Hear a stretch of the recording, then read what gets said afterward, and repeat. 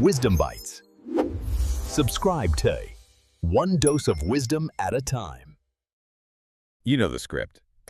I Yeah. mean, we all know the script. Yeah. It's practically branded into our brains from the moment we start kindergarten. Oh, yeah. Go to school, Yeah. get good grades, find a safe, secure job with benefits. Save 10%, retire at 65. Exactly. It's the American dream operating system. It is. It's the standard roadmap for what we're told is a successful life. And for Yeah. a long time, it seemed to work. But then you look around today, right? You see people who followed that advice to the letter. I mean, they did everything right, and so many of them were just drowning. They're stressed, they're in debt, and they're terrified that one bad email from HR could ruin everything. Meanwhile, there's this whole other group of people who seem to be playing by a totally different set of rules, a different set of physics even. And that disconnect, that glitch in the matrix, is exactly what we are unpacking today. We're doing a deep dive into Rich Dad, Poor Dad by Robert Kiyosaki. And I know what you might be thinking, oh, a finance book. But this isn't really a finance book. It's more of a memoir about unlearning everything you were taught about money. Exactly. It's less about stock tips and more about rewiring your brain. We've gone through the transcript of the book, stripped out the fluff, and we're going to hit the core lessons. And it all starts with the title itself, The Tale of Two Dads. It's a great narrative device. So Robert, the narrator, he describes growing up in Hawaii in the 1950s with two father figures. And they gave him completely conflicting advice. You have the poor dad, who was his biological father. And we have to be clear here, poor didn't mean uneducated or lazy. No, not at all. This guy was the definition of success on paper. He had a PhD, went to Stanford, University of Chicago. He was a high-ranking government official. He was the guy you're supposed to be. He had all the credentials. But he constantly struggled financially. He died leaving bills behind. He worked hard for money his entire life. Then you have the rich dad. This was his best friend Mike's father. And this man never even finished the 8th grade. Yet he goes on to become one of the richest men in Hawaii. He builds this huge empire, leaves millions to charity, to his family. So you have a PhD struggling to pay the light bill, and a middle school dropout building a dynasty. And the book really highlights that these two men didn't just have different bank balances. No, they had fundamentally different operating systems for their brains. They viewed the world through completely opposite lenses. Yeah, the prime example that really stuck with me was how they'd react to something they couldn't buy. Oh, right. The Ferrari. Exactly. The Yeah. Ferrari, the poor dad looks at it and just, statement of fact, I can't afford it. And that's it. Brain shuts off. Period. End of story. Which feels responsible, right? You don't have the money, you admit it, you walk away, it's safe. But the rich dad, he said that statement is actually dangerous. Yeah. He said saying I can't afford it is a mental stop sign. It lets your brain off the hook. You just give up. The rich dad insisted on asking a question instead. How can I afford it? I love that distinction. One is a statement of helplessness. The other is a puzzle to be solved. I can't afford it. Just shuts down your critical thinking. But how can I afford it forces your brain to expand, to look for opportunities, to create new value. It's like gym class for your financial brain. Exactly. And that mindset shift is what we're going to break down today. We're going to look at the specific lessons this high school dropout taught two 9-year-old boys over 30 years. And fair warning, none of them involve working harder at your day job. So let's jump into the first big concept, which really sets the stage for everything, the rat race. And the book starts with this hilarious story about Robert and Mike trying to make money when they were 9. The toothpaste scheme. This is such a classic kids will be kids moment. It's 1956. Robert and Mike, they want to be rich. So they see that money is made of metal. Right, so they go around the neighborhood collecting everyone's empty toothpaste tubes. And for context, back then, toothpaste tubes weren't plastic, they were made of lead. So they build a little fire, melt down these lead tubes, and they pour the molten lead into these plaster molds they made to make nickels. They were literally counterfeiting. They were running an illegal mint in their backyard, yes. But when Rich Dad finds them, he doesn't just scold them. He sees they have the drive. He tells them, you're close, you're showing creativity, but you need to learn how money actually works. So he agrees to teach them. But not in a classroom. He puts them to work in his convenience store. For 10 cents an hour, which was terrible pay, even in 1956. And Robert hates it. He works for weeks, he's missing his baseball games, and finally he just snaps. He marches up to Rich Dad to quit, or at least demand a raise. He sounds just like an unhappy employee. You're exploiting me. I deserve more. And that was the trap. Rich Dad wanted Robert to get angry. He explains that life pushes everyone around. Right. And most people react to that push by blaming their boss or their job or their spouse. But Rich Dad wanted him to see that the problem wasn't the low wage. The problem was the trap itself. The rat race. The rat race. Exactly. Rich Dad explains that most people's lives are controlled by two powerful emotions. Okay, let's unpack this, because I think this is where most of us live without even realizing it. It starts with fear. The fear of not having money, the fear of being broke. That fear is what whips you out of bed to go to a job you might not even like. Just to keep the lights on and the creditors away. So you go to work, you get the paycheck, and for a minute, the fear subsides. And that's when desire kicks in. Yes. You see the money in your hand and you think about all the joy it can buy. A nicer car, a dinner out, a new phone. So you spend it, the money disappears, and then The fear comes back. wake up, work, pay bills, repeat. That is the cycle. Rich Dad calls it the donkey and the carrot. The donkey is chasing the carrot, the illusion of the next paycheck. But the owner is the one driving the cart where he wants to go. That is such a heavy realization for a 9-year-old. If you are working for a paycheck, you are the donkey. Effectively, yes. You're chasing a moving target. The poor and middle class work for money. They let fear and desire dictate their lives. The rich, They make money work for them. they don't let those two emotions sit in the driver's seat. Okay, so we don't want to be the donkey. We want to be the driver. But to do that, we need to understand the mechanics of the cart. And this leads us to lesson number 2, which is arguably the most technical but also the most important part of this whole deep dive: financial literacy. Specifically, the difference between an asset and a liability. This is where people get tripped up because they rely on, traditional accounting definitions. Rich Dad says, forget what you learned in school. Forget net worth. Keep it stupidly simple. I love simple. What's the definition? Here it is, the golden rule. An asset puts money in your pocket. A liability takes money out of your pocket. That's it. No depreciation schedules or amortization. Just cash flow. What is the direction of the money? That's all that matters. Okay, let's apply this because it sounds way too easy. Walk me through the cash flow of a typical person. Okay, so let's look at a young person or someone struggling financially. Money comes in from the job. That's your income. Then it goes straight out to expenses. Rent, food, clothes. Exactly. No real assets or liabilities, just in and out. Okay. Now, what about the middle class, the people who we think are doing well? This is where it gets tricky. The middle class earns income, but then they buy liabilities that they think are assets. Like a luxury car and a loan. A luxury car, a boat. They max out credit cards on investments like a big TV or a new sound system.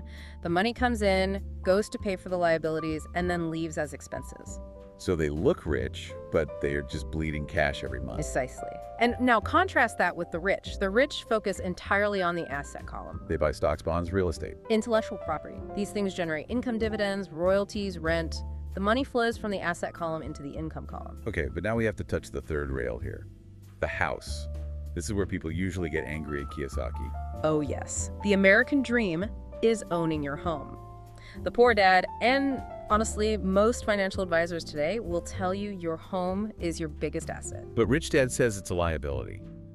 And people hate hearing that. Why? Well, just apply the rule we just learned. Does your house put money in your pocket every month? No. It takes money out. The mortgage, insurance, property taxes, the new roof, the water heater that explodes at 2 in the morning. Exactly. It is a massive cash drain. Now people argue, but it goes up in value, it appreciates. Right. My parents bought their house for $50,000 and sold it for $500,000. That's an asset, right? It was an asset the day they sold it. But for the 30 years they lived in it, it was liability. Rich Dad argues that while you're banking on that future appreciation, which isn't guaranteed, by the way, you're losing the opportunity to invest that money somewhere. It could be actively working for you. He's not saying don't buy a house. He's saying don't call it an asset if it's taking money from you. That distinction changes everything. And it connects to a great definition of wealth in the book by Buckminster Fuller. He says wealth isn't a dollar figure. It's measured in time. Time. How does that work? The question is, if you stopped working today, how long could you survive? Oof. That is a scary question. For most people living paycheck to paycheck, the answer is, what, 2 weeks? A month? Maybe. Which means they are poor no matter how much they earn. True wealth is when your assets generate enough cash flow to cover your expenses. So if your monthly expenses are $5,000 and your assets pay you $5,000 a month in rent and dividends, You're wealthy. You are infinitely wealthy because you never have to work again. You've exited the rat race, your money is doing the work. precisely. So the goal is to build that asset column, but most of us are too busy working our jobs to do that. Which brings us to the next segment, minding your business. And there's a great story about McDonald's here. Right. Ray Krocrock, the guy who turned McDonald's into a global giant. He was speaking to a class of MBA students and asked them, "What business am I in?" And everyone laughed and said, hamburgers, right? They did. And Ray just smiled and said, "No, my business is real estate." Because the franchisees pay for the land under the store. Exactly. The franchise was just the vehicle to get the franchisee to pay for the prime real estate. The lesson here is to distinguish your profession from your business. Break that down. Your profession is what you do 9 to 5 to pay the bills. You might be a banker, a nurse, a salesperson. That generates your income. Your business is your asset column. So the mistake people make is they spend their whole lives minding everyone else's business. Yes, think about it. You mind your employer's business by working hard to make them rich. You mind the government's business by paying taxes. You mind the bank's business by paying off your mortgage. So Rich Dad's advice is keep your day job, be a great employee, but start minding your business. Start acquiring assets that work for you. You mentioned the government and taxes. Yeah. This is a huge part of the strategy. It feels like the rich are playing a completely different game when it comes to the IRS. They are, and I want to be clear, it's not illegal, it's structural. The book explains that the rich use corporations to protect and grow their money. And when we say corporation, we're not necessarily talking about a skyscraper with your name on it. Oh, no, not at all. A corporation is just a file folder in a lawyer's office, a legal entity. But here is the magic formula. If you are an employee, the money flow is earn, then pay tax, then spend. The government takes their cut before you even see the money. Right, and you try to live on what's left. But for a corporation, the flow is earn, then spend, then pay tax. Wait, explain that. That sounds subtle, but the implications feel huge. It's massive. A corporation earns money, then it spends everything it possibly can on business expenses, computers, travel, cars, dinners, using pre-tax dollars. And then it pays tax only on what is left over. That is the secret. That is how the rich legally minimize their tax burden. The middle class pays tax on the first dollar they earn. The rich pay tax on the last dollar they earn. Okay, so we have the mindset assets over liabilities. We have the vehicle, the corporation. But you still need to know how to spot a deal. Right. Rich Dad calls this financial IQ. He says it's a synergy of 4 skills: accounting, investing, understanding markets, and the law. When you combine these, you can essentially invent money. That's a phrase he uses. Inventing money. That sounds like magic. Or fraud. Give me a concrete example from the source of what he means. Okay, so Robert shares a story from the early 90s. The real estate market in Phoenix was crashing. Everyone was terrified. Prices were plummeting. The chicken littles were screaming the sky is falling. Exactly. Everyone was selling. But Robert saw a house worth $75,000 that was in bankruptcy court. He bought it for $20,000. That's a massive discount. But did he have $20,000 lying around? No. And this is the key. He borrowed $2,000 from a friend for the down payment. While the paperwork was being processed, he put an ad in the paper. Advertising the house for what? For $60,000, which was still a bargain compared to the $75K value. So he sold it before he even fully owned it. Effectively. He found a buyer for $60K.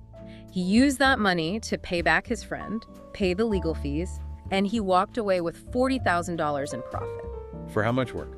5 hours. And that's what he means by inventing money. He didn't work for 40 hours a week to save up $40,000. He used his brain to spot a gap in the market. Precisely. It wasn't about working harder. It was about seeing what others missed because they were too busy holding onto their cash out of fear. This is where he talks about the 2 types of investors. Yes.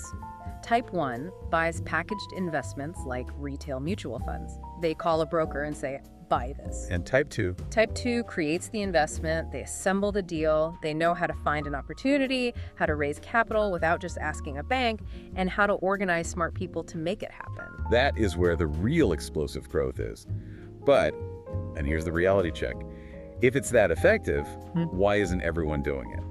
Well, that brings us to the final segment, the obstacles. Even people who are financially literate often fail to become wealthy.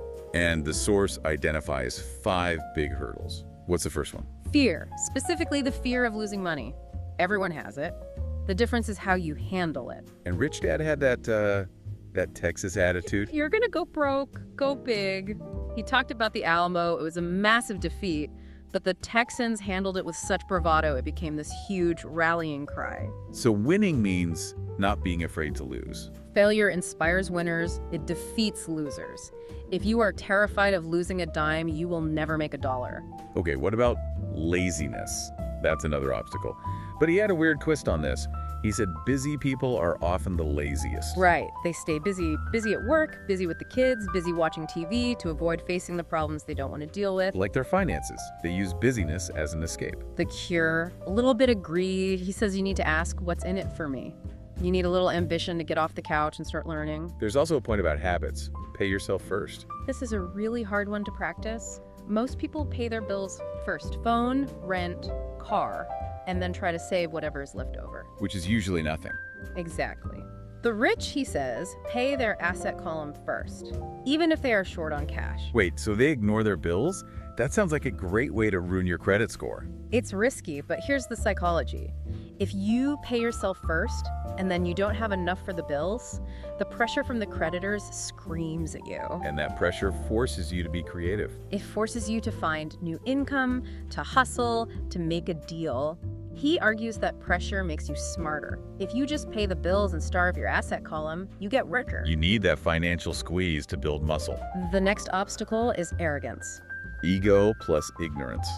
Thinking that what you don't know doesn't matter. Whenever Robert was arrogant, he lost money because he thought he could just bluff his way through a deal. And finally, he talks about who you surround yourself with. Yes. Choose your friends carefully. Don't listen to the poor or the frightened. Listen to people who are actually doing what you want to do. He even jokes about legal insider trading. Having rich friends means you hear about deals before the market does. So, bringing this all together, the tale of two dads isn't really about two different men, is it? It's about two different mindsets that are living inside all of us. That is the perfect way to put it. One mindset seeks security, fears risk, and works for money. The other seeks opportunity, manages risk, and makes money a tool. And the school system prepares us for that first mindset. It creates good employees. Which society needs. We need good employees. But school doesn't teach us to be employers or investors. That is a self-taught journey. So here is the provocative thought for you listening right now. Take a look at your bank statement from last month. Not what you wish you did, but what you actually did. Where did your money go? Did you buy assets? Or did you just spend it servicing your liabilities? Are you working for money? Well, Or is your money working for you? it's a tough question, but just asking it is the first step to getting out of the rat race. Time to start minding your own business. Thanks for diving in with us. See you next time. Wisdom Bites. Subscribe to One Dose of Wisdom at a Time.